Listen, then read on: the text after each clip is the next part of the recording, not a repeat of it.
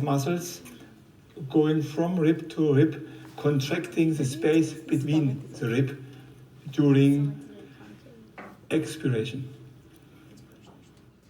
And those are actually muscles that are not uncommon to injure. If you have a blow to the chest like that, and people talk about how it hurts to laugh or to sneeze, sometimes it's damage to the rib itself, but often these intercostal muscles will be injured by that, and then until they're healed up, it does hurt to laugh or sneeze. Whenever you contract those muscles forcefully, people experience pain in their chest, and I would not be at all surprised if some of you experience that. So here we have the rib cage now fully exposed. You can see the lower borders of the rib cage running down here, and the ribs underneath the fascia running in this direction. And it may be worth, before we go further, locating the lungs on our live model. Did you see the French guy? And here's Juliet, our anatomical artist, and our live model today is Lindy. And Juliet's just drawing on for us the position of Lindy's lungs. Now, the lungs can't move by themselves. They have to be moved by the muscles of the rib cage. And in quiet breathing, such as Lindy's doing now, the main respiratory muscle is the diaphragm, this partition between the thorax, which contains the lungs and the heart, and the abdomen. And in quiet breathing, the diaphragm moves very slightly down to pull air into the lungs.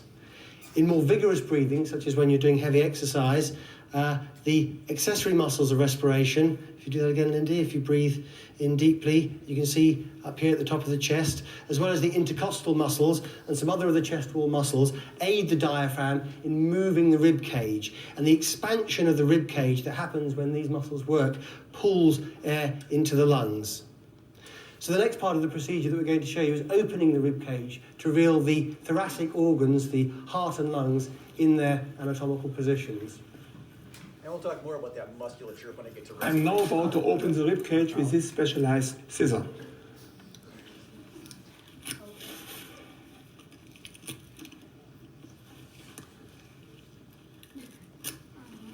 The microphone is like in person. ASMR.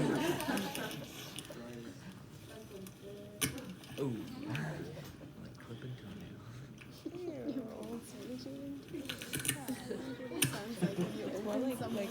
I go up to the top, and between the clavicle and the first rib, I cut. The first rib's kind of hidden behind the clavicle. You got to get underneath it. And now there comes the cut through the breastbone. Kind of like feeling Velcro.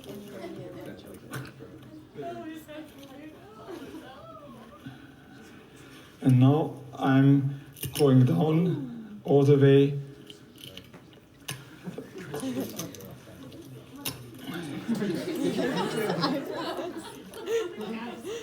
Wait, he looks like that one guy from Harry Potter. I love this. What did we get into? Snape. Oh, yeah. There are some adhesions inside, therefore I like to first reflect the sternum by taking apart the adhesions between the abdominal wall and the intestine and reflect the whole thoracic abdominal sheet down. By pulling up now the sternum, I have to cut through this connective tissue which between the heart, the mediastinum it is called, and the thoracic shield stretches. So what he's describing here is he was surprised when you open up the body here a little bit. This person, I don't know how old this man is, but he died, and clearly something's wrong. He's got a bunch of adhesions, where you're inside your thoracic shield, things should be moving around fluidly and smoothly against each other. This man's got some adhesions, which implied he had some inflammation during his life, and tissues then begin to bind to each other and causes some difficulty inside there. And difficulty for the anatomist then, because they're open up and the things all stick together. So he's having to cut away, they should just reflect away, and he's having to get inside there and slice the thoracic shield, the ribs and the intercostal muscles away from there, and then he's cut like this, and now he just flopped the chest open this way. But it's a little more work than he was expecting as he did this. So you would pull, please. So I will cut now the diaphragm, which is just below the lung here. I will cut the diaphragm away from the rib cage. Is that like liquid blood? It looks black. All the body cavities have their own linings. The cavities in which the lungs lie are lined by the pleura, which completely cover the lungs except where they're joined to the heart and where the airways come out. The lining of the heart is called the pericardium, the sac around the heart.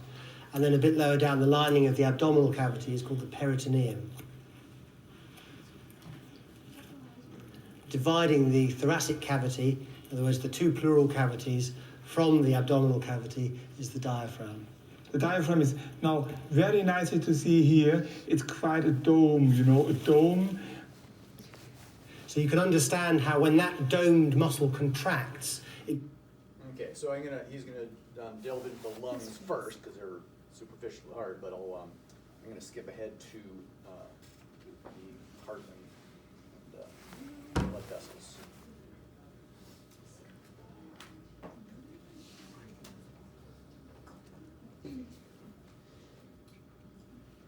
And what we see here, the blood vessels of the heart. And the location in the video isn't quite perfect here. I think we've missed a little bit, but I can't find a way to get at it otherwise. So this is really what what Gunther von Hagens is most famous for, is this technique of plastination. And the name of his institute in Heidelberg is the Plastination Institute, where he injects polymers, cures them, and then dissolves away the body tissue and leaves behind these rather remarkable casts of things. So he's going to show you the heart and then show here the vasculature of the body. And he has flooded the heart with the polymer, dissolved it away, and left behind both the vessels that the blood returning to the heart from the upper and lower parts of the body, and then leaving the heart heading out to the body or to the lungs back over here.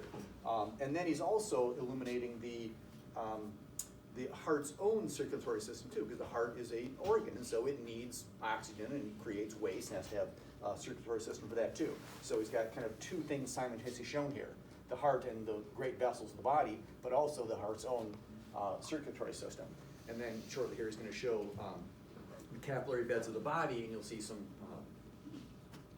attractive and beautiful creations that he's done with how you can isolate the blood vessels there too. Oops.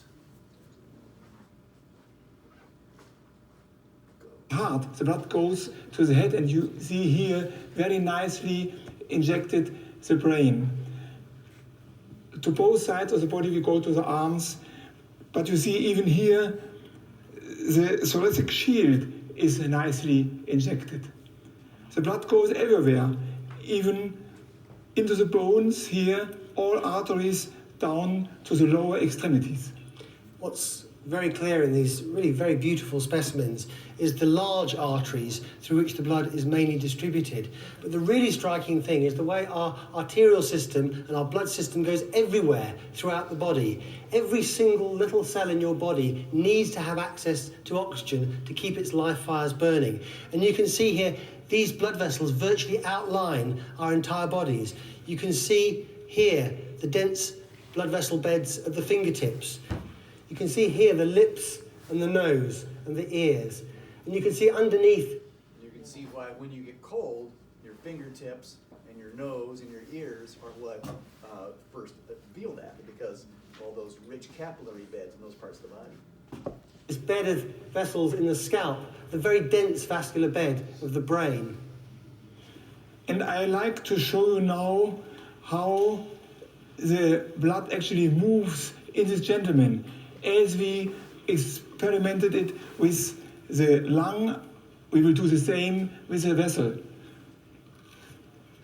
I need my gloves, and we will show you how the blood actually moves into the intestinal tract. And for that, I need some artificial blood.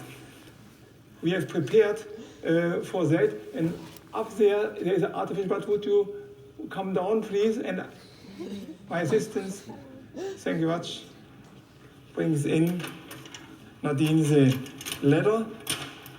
So what he's going to do, since we skipped the lung part here, he's going to perfuse the capillary, the circulatory system of the intestines. Your intestines really have, it's remarkable how that's almost a system unto itself, even in the nervous system. There's almost 3 nervous systems. You talk about a autonomic and a somatic and an enteric nervous system, because it's a very elaborate nervous system of the intestines. In this case here, he's going to look at the blood vessels, and he's going to put they've already put it in, a shunt into the celiac artery, the artery that provides most of the initial blood supply to your intestines. And he's put a little shunt in there, and now he's going to connect this synthetic blood to that, and you'll watch how this perfuses, is the term for filling an area with blood. He's going to flood the area, and you'll watch the vessels of the stomach and the intestines inflate as this polymer flows in there.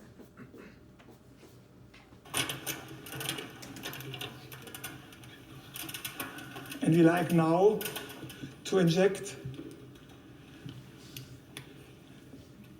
the abdominal vessels of the abdomen, and we'll see how the blood, artificial blood here, it is polymer red, a kind of flexible silicone, enters all the small veins of the intestinal tract. I will open now the tap and give way for the artificial blood.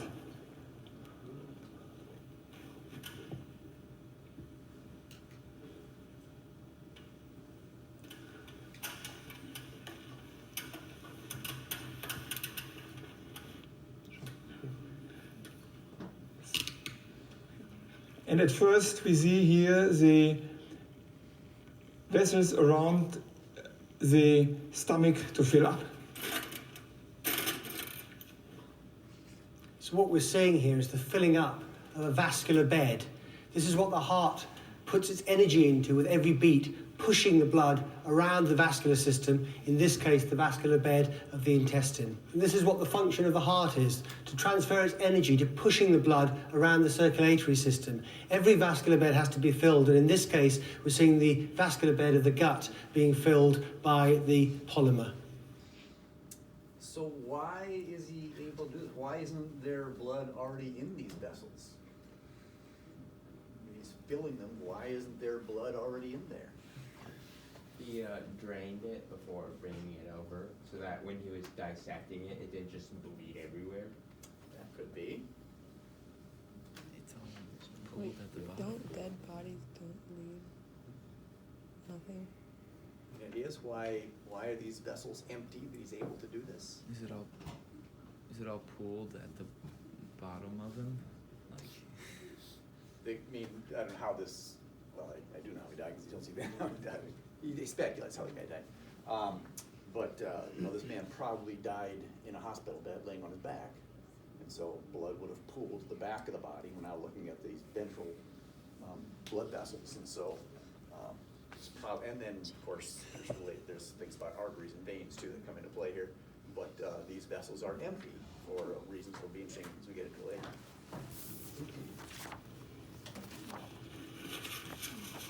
Yeah.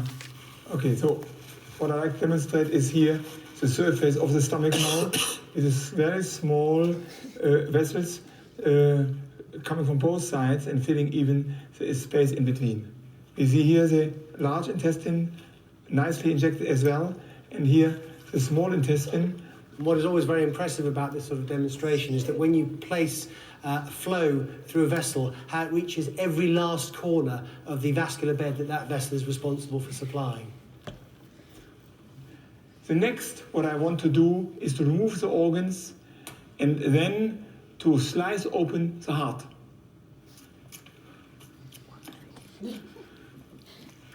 Like this is nice.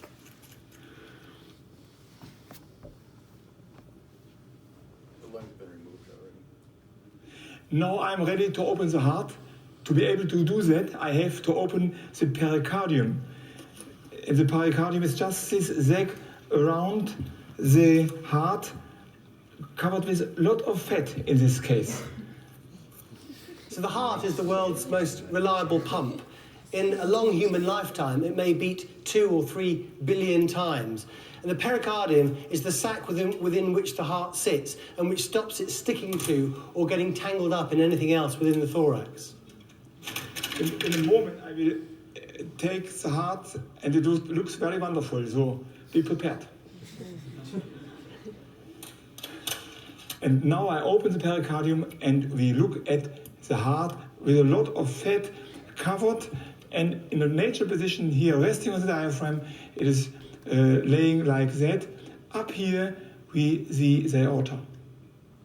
I take now the knife, a large knife, kind of large knife. When I have a long knife, it is a better cut.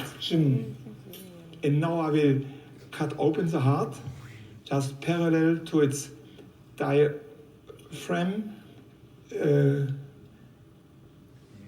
And there it is. I see here the right chamber, here the left chamber, the valves. And in the middle there is the septum, if you could indicate the septum. Here's the septum. This is the large bit of heart muscle that's part of the left ventricle that separates the thick left ventricle from the thinner right ventricle. And it's through this septum that the condition of hole in the heart is sometimes found congenitally, when the left and right ventricles can communicate with each other. In order now to show you better the incoming and outcoming vessels, especially the veins, I take here a heart fixed, resting, projected on my own body, on the diaphragm, and when I turn it around, then you see